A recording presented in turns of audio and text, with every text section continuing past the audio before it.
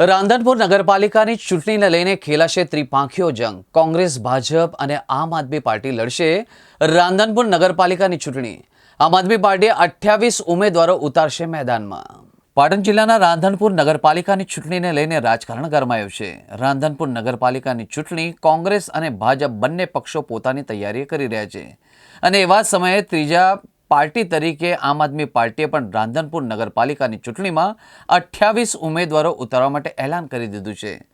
રાંધનપુર નગરપાલિકામાં આવતા 7 વોર્ડની અંદર આમ આદમી પાર્ટીના 28 ઉમેદવારો ઉતારી રાંધનપુરને સારું શાસન અપાવવાની જાહેરાત પણ કરી છે.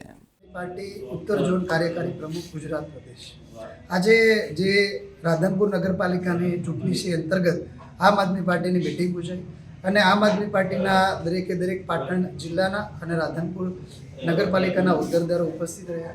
આપણે જોઈએ છીએ કે છેલ્લા કેટલાય વર્ષોથી છેલ્લા 30 વર્ષથી ભારતીય જનતા પાર્ટીની ગુજરાતમાં સરકાર છે.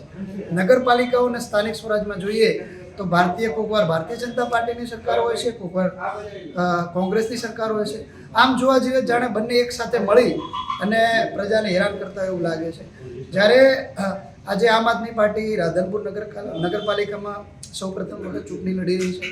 અહીંયા અમે જ્યારે રાધનપુરમાં અમારા હોદ્દેદારો સાથે પ્રવાસ કર્યો, રાધનપુર ચોકડીથી લઈ અને તમે ગમે તે રસ્તે જાઓ એ એવા રસ્તાઓ છે જાણે રસ્તામાં ખાડા છે, ખાડામાં રસ્તા છે એ ખબર નથી પડતી. ગંદકી એટલી બધી છે કે આ ખબર નહીં, આપણને એવું લાગે છે ક્યાં આપણે આવીને ઊભા છીએ.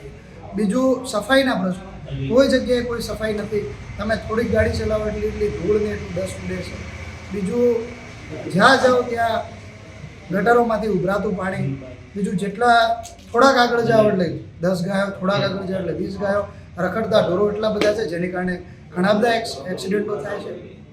તો રાધનપુર નગરપાલિકાના રહીશોનું કહેવું એવું છે કે ભાઈ અમે એક વખત ભાજપને જોઈ લીધું, અમે ઘણી વખત કોંગ્રેસને જોઈ લીધું, એક વખત તમે આમ આદમી પાર્ટી નગરપાલિકાની ચૂંટણી લડો, અમે તમારી સાથે ખભેથી ખભો મેળવી તમને વોટ આપવા માટે તૈયાર છું.